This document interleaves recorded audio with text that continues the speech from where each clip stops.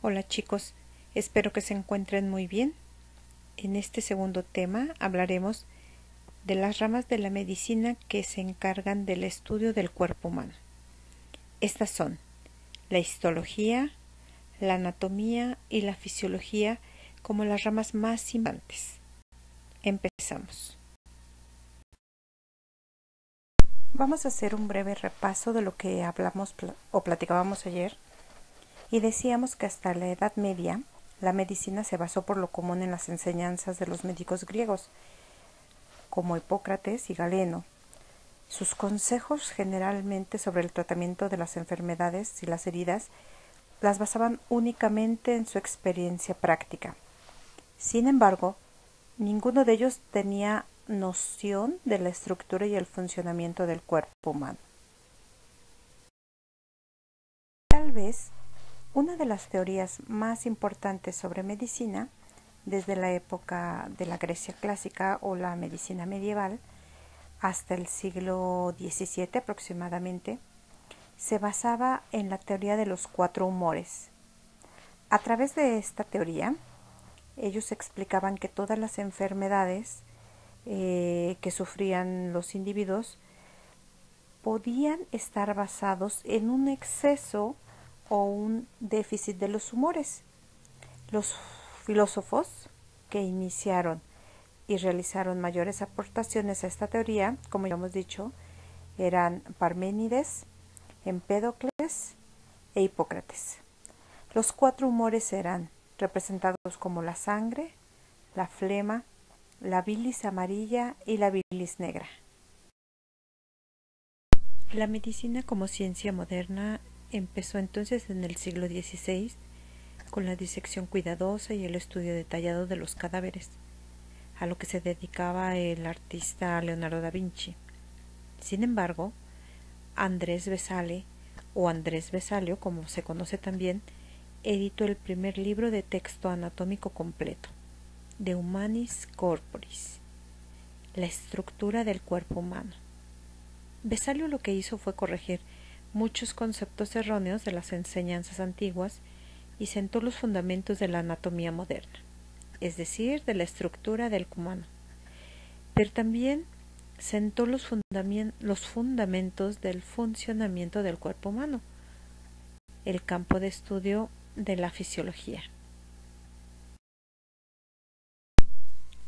Los estudios de anatomía y fisiología han progresado tanto que han proporcionado fundamentos esenciales para la investigación científica de las enfermedades a cargo de los patólogos y los microbiólogos, pero también han contribuido al tratamiento para encontrar nuevos fármacos y nuevos procedimientos que limiten enfermedades y que recuperen o lleven al individuo a la recuperación de la salud. Cuando nosotros hablamos de las ramas que favorecen el estudio del individuo, necesariamente tenemos que pensar en la anatomía, la fisiología y la histología para el estudio en conjunto. No podemos estudiar la anatomía aislada de la fisiología. No podemos hablar del funcionamiento de un órgano sin saber cómo se encuentra formado y dónde se encuentra localizado en este conjunto de aparatos y sistemas.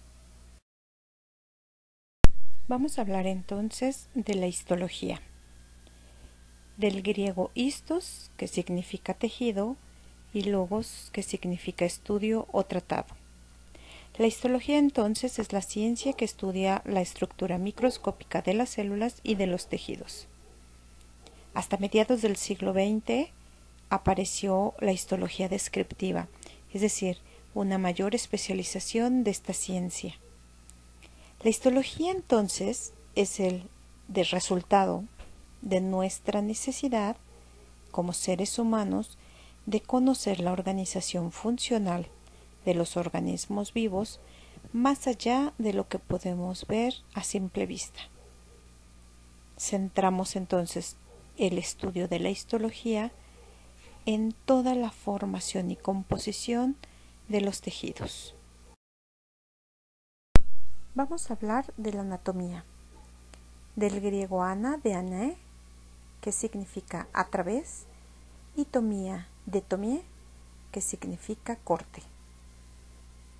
Es la ciencia de las estructuras corporales y las relaciones entre ellas.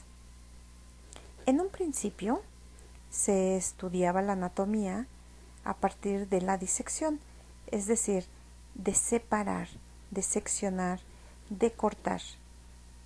Era el acto de cortar las estructuras del cuerpo para estudiar sus relaciones. No había otra manera de estudiarlos. En la actualidad hay una gran variedad de técnicas imagenológicas a través de las cuales contribuyen al avance del conocimiento anatómico. Ya no tenemos que hacer cortes para conocerlo. Ahora, los avances científicos y tecnológicos nos permiten conocer la estructura anatómica de cada una de las partes que integran nuestro cuerpo. La fisiología, entonces, del griego fisio, de phys, que significa naturaleza, y logía, de logos, que significa estudio, es la ciencia que estudia las funciones corporales, es decir, cómo funcionan las distintas partes de nuestro cuerpo. La fisiología se va a encargar de describir la función de órganos, de aparatos, de sistemas en relación con los demás y de manera individual.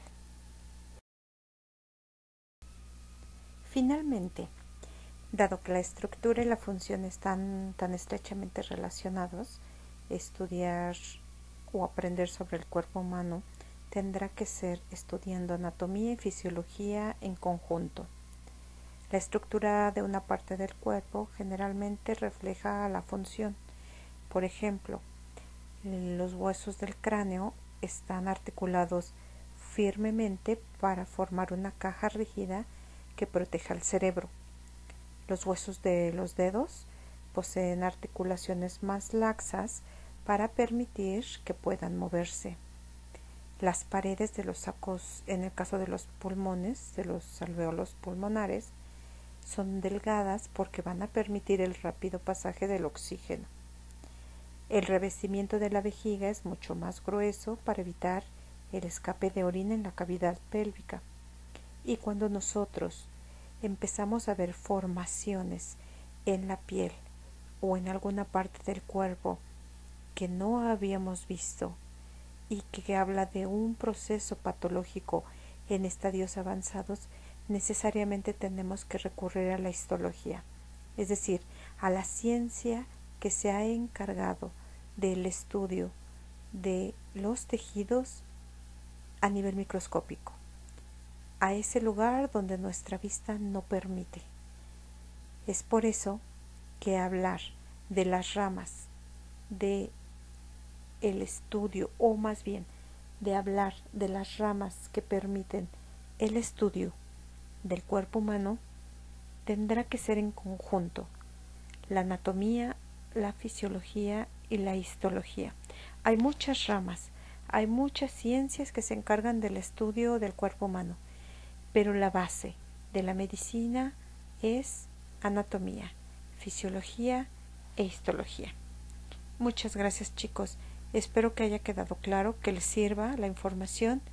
Vamos a hacer la actividad. Gracias.